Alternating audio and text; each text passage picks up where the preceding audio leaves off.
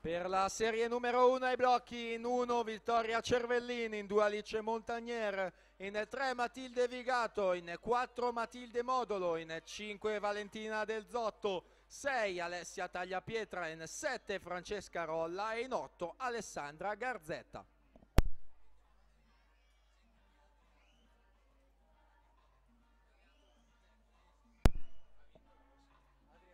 Tanto un tecnico di Adria Monfalcone, un tecnico in postazione microfonica.